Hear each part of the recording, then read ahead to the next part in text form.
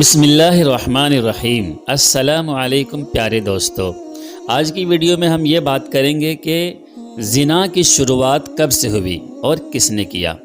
علامہ ابن کثیر آلوسی اور قرطبی نے تفاسیر میں لکھا ہے کہ حضرت آدم علیہ السلام اور حضرت حوا علیہ السلام کو ہر حمل میں جڑواں بچے پیدا ہوتے تھے، ایک بیٹا اور ایک بیٹی۔ یہ دونوں سگے بہن بھائی ہوتے تھے، جبکہ پہلے حمل سے پیدا ہونے والا بیٹا دوسرے حمل سے پیدا ہونے والی بیٹی سے شادی کر سکتا تھا۔ حضرت آدم علیہ السلام کی سلبی اولاد کے درمیان ایک بطن کا دوسرے بطن سے نکاح جائز تھا۔ جب حضرت آدم علیہ السلام اور حوا علیہ السلام دنیا میں آئے اور ولادت کا سلسلہ شروع ہوا تو ہر ایک حمل سے ان کے 2 بچے پیدا ہوئے، ایک لڑکا اور دوسری لڑکی۔ اس وقت جب کہ آدم علیہ السلام کی اولاد میں سوائے بہن بھائیوں کے کوئی اور نہ تھا اور بھائی بہن کا آپس میں نکاح نہیں ہو سکتا تھا، تو اللہ تعالیٰ نے اس وقت کی ضرورت کے لحاظ سے شریعت آدم علیہ السلام میں یہ خصوصی حکم جاری فرمایا تھا کہ ایک حمل سے جو لڑکا اور لڑکی پیدا ہو وہ آپس میں حقیقی بہن بھائی سمجھے جائیں اور ان کے درمیان نکاح حرام ہوگا۔ لیکن دوسرے حمل سے پیدا ہونے والے لڑکے کے لیے پہلے حمل سے پیدا ہونے والی لڑکی کی حقیقی بہن کے حکم میں نہیں ہوگا، بلکہ ان کے درمیان نکاح کرنا جائز ہوگا۔ حضرت آدم علیہ السلام کی شریعت میں ضرورت کے لحاظ سے یہ جائز تھا، اس کے علاوہ اور کوئی شکل نہ تھی۔ اس کو اللہ تعالیٰ نے اس وقت جائز فرمایا تھا، کیونکہ بعد میں اس کی ضرورت نہ رہی، اس لیے پھر حضرت آدم علیہ السلام کے بعد آنے والی ہر شریعت میں اس کو منع کر دیا گیا کہ کوئی بھائی بہن آپس میں شادی نہیں کر سکتے۔ قابل کے ساتھ جو لڑکی پیدا ہوئی وہ بے انتہا خوبصورت تھی، جبکہ حضرت حابیل کے ساتھ جو لڑکی پیدا ہوئی وہ اتنی خوبصورت نہ تھی۔ حضرت آدم علیہ السلام کی شریعت کے مطابق جب یہ جوان ہوئے تو قابل کی شادی حابیل کی بہن سے ہونی تھی اور حضرت حابیل کی شادی قابل کے بہن سے ہونی تھی، لیکن قابل اپنی ہی بہن کو پسند کرنے لگا اور وہ اسی سے شادی کرنا چاہتا تھا، جبکہ شریعت آدم میں اس کی اجازت نہیں تھی۔ ایک ہی حمل سے پیدا ہونے والے بچوں کی شادی آپس میں نہیں ہو سکتی، لہٰذا جب یہ صورتحال زیادہ بگڑ گئی تو حضرت آدم علیہ السلام نے ان دونوں کو اللہ کی راہ میں قربانی پیش کرنے کو کہا اور بتایا کہ جس کی قربانی آسمان سے آگ آ کر کھا جائے تو سمجھنا کہ اس کی قربانی قبول ہو گئی۔ قابل کھیتی باڑی کا کام کرتا تھا، حضرت حابیل علیہ السلام بکریاں چرایا کرتے تھے۔ حضرت حابیل علیہ السلام نے اللہ تعالیٰ کے سامنے ایک بکری کا بچہ پیش کیا اور قابل نے ایک گٹھڑا لیا اور اس کو اللہ تعالیٰ کی بارگاہ میں قربانی کے لیے رکھ دیا۔ حضرت حابیل کی قربانی قبول ہو گئی اور قابل کی قربانی قبول نہیں ہوئی۔ ایک دن قابل نے غصے میں آ کر حضرت حابیل کو پتھر مار کر قتل کر دیا۔ پھر شیطان قابل کے پاس آیا اور اس کو گھر سے بھاگنے کے لیے کہا۔ شیطان کہنے لگا، اگر تم یہاں رہو گے تو تمہیں تمہارا باپ مار ڈالے گا۔ بس اس قتل کے ڈر سے قابل اپنی سگی بہن اقلیمہ کو لے کر کریمن کی پہاڑیوں میں جا بسا۔ اصل میں شیطان کو یہ ڈر تھا کہ کہیں قابل توبہ کر کے حضرت آدم علیہ السلام کا تابعدار بیٹا نہ بن جائے۔ پہاڑیوں میں جا کر نسل قابل خوب بڑھنے لگی اور وہاں اس کی کثیر اولاد ہوئی۔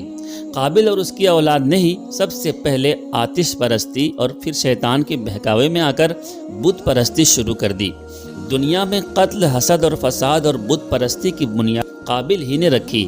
حضرت عبداللہ بن مسعود رضی اللہ عنہ سے روایت ہے کہ حضور نبی کریم صلی اللہ علیہ وسلم نے فرمایا، دنیا میں جب بھی کوئی ظلم سے قتل ہوتا ہے تو اس کا ایک گناہ حضرت آدم علیہ السلام کے بیٹے قابل کے گردن پر ضرور ہوتا ہے، اس لیے کہ قابل وہ شخص ہے جس نے ظالمانہ قتل کی شروعات کی اور یہ ناپاک طریقہ جاری کیا۔ اس دن کے بعد حضرت آدم علیہ السلام اکثر پریشان رہنے لگے۔ حضرت آدم علیہ السلام اللہ تعالیٰ کی بارگاہ میں دعا کیا کرتے تھے، یا اللہ تعالیٰ مجھے نیک اولاد عطا فرما۔ اللہ تعالیٰ نے حضرت آدم علیہ السلام کی دعا قبول فرماتے ہوئے حضرت آدم علیہ السلام کو ایک لڑکا عطا فرمایا جس کا نام حضرت شیش علیہ السلام تھا۔ حضرت شیش علیہ السلام جوان ہوئے تو حضرت آدم علیہ السلام نے اپنا جانشین حضرت شیش علیہ السلام کو مقرر کیا۔ ان کو حکم دیتے ہوئے کہا کہ اپنے بھائی قابل سے ہمیشہ دور رہنا جب حضرت آدم علیہ السلام کا وصال ہوا تو اللہ تعالیٰ کی طرف سے بے شمار فرشتے زمین پر نازل ہوئے۔ انہوں نے حضرت شیش علیہ السلام کو اپنے باپ کو دفن کرنے کا طریقہ بتایا۔ اس کے بعد بی بی حوا کا بھی وصال ہو گیا۔ اس کے بعد زنا کی شروعات ہوئی۔ اس کے بعد ایک وادی میں قابل اور اس کی اولاد رہنے لگی۔ شیطان ایک آدمی کی شکل میں ان کے پاس آیا۔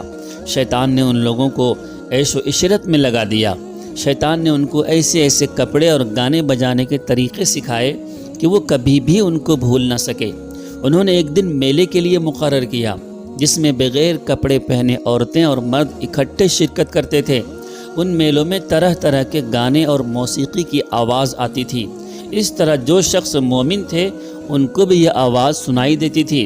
ایک دن ایک مومن کے دل میں خیال آیا کہ میں یہ سب کچھ قریب سے دیکھنا چاہتا ہوں۔ ایک دن وہ مومن اپنے ساتھیوں کے پاس سے چوری چوری نکلا اور قابل کے لوگوں کے پاس گیا۔ اس نے دیکھا کہ قابل کی اولاد بے حیائی اور فضول کاموں میں لگی ہوئی تھی۔ اس شخص نے وہاں جا کر دیکھا تو وہ عورتیں بہت ہی خوبصورت اور حسین تھیں۔ اس حوالے سے روایت میں یہ آتا ہے کہ حضرت شیش علیہ السلام اور ان کے ساتھ بہت ہی حسین و جمیل جوان تھے۔ ان کی نسبت ان کی عورتیں زیادہ پیاری نہ تھیں۔ قابل کی اولاد میں لڑکیاں تو بہت ہی پیاری تھیں، لیکن ان کی نسبت مرد زیادہ حسین و جمیل نہیں تھے۔ وہ شخص قابل کی اولاد عورتوں سے بہت ہی متاثر ہوا۔ اس کے بعد وہ واپس آ گیا۔ اس نے دوسرے مومنین کو بھی ان کی عورتوں کے بارے میں بتایا۔ ان میں سے جو کمزور ایمان والے تھے وہ قابل کی اولاد کی طرف ہجرت کرنے لگے۔ اس سے کافی حد تک مومن لوگ بھی قابل کے فتنے میں داخل ہوتے گئے اور فضول کاموں میں شامل ہوتے جا رہے تھے۔ اس طرح ایک دوسرے کی طرف مائل ہوتے تھے، جہاں سے زنا جیسے کبیرہ گناہ نے جنم لیا۔ روایت میں آتا ہے کہ حضرت شیش علیہ السلام کے ساتھ رہنے والے ساتھیوں کی تعداد بہت ہی کم رہ گئی تھی، جبکہ قابل کا گروہ کافی مضبوط اور طاقتور ہو چکا تھا۔ وہ حضرت شیش علیہ السلام اور ان کے ساتھیوں کو تنگ کرتے رہتے تھے، ان کو طرح طرح کی تکلیفیں دیا کرتے تھے۔ حضرت آدم علیہ السلام نے وفات کے وقت شیش کو نصیحت کی تھی کہ میرے جانشین میرے بعد تقوی اختیار کرنا اور اپنی نسل کو قابل سے پاک رکھنا۔ ایسا ہی ہوا۔ حضرت شیش نے شادی سے انکار کر دیا، جس پر قابل کے بیٹے حضرت شیش علیہ السلام کی اولاد میں سے لڑکی کو اٹھا کر لے گئے، جس پر حضرت شیش نے اللہ کے حکم سے قابل کے لشکر پر حملہ کیا اور اس کو تہس نہس کر کے لڑکی کو آزاد کروا لیا۔ مسلمان، یہودی اور عیسائی اس بات پر متفق ہیں کہ اس وقت دنیا میں جتنے بھی لوگ موجود ہیں وہ نسل شیش علیہ السلام سے ہیں، کیونکہ حابل 20 سال کی عمر میں شہید کر دیے گئے۔ ان کا کوئی جانشین نہیں تھا۔ قابل اور اس کی اولاد شیطان کے پیروکار بنی، جس کو طوفان نوح میں ختم کر دیا گیا۔ اس لیے انسانی نسل صرف اور صرف حضرت آدم کے تیسرے بیٹے حضرت شیش علیہ السلام سے ہے۔ اگر دیکھا جائے تو زنا اس وقت ہی شروع ہو گیا تھا جب قابل نے اپنی بہن اقلیمہ کو لے کر وہاں سے بھاگ گیا تھا۔ اس نے اپنی بہن کے ساتھ ہی اپنی اولاد کو جنم دیا۔ پیارے دوستو، کیسا لگا آپ کو یہ واقعہ؟ آپ ضرور بتائیں، اور اگر آپ کو ویڈیو پسند آئی ہو تو آپ ضرور لائک کر دیں، اور اگر آپ میرے چینل پر نئے ہیں تو ہمارے چینل کو سبسکرائب بھی کر لیں۔ آخری میں ایک بات یہ بتا دینا ضروری سمجھتا ہوں کہ میں نے یہ کوئی کاپی پیسٹ نہیں کیا ہے۔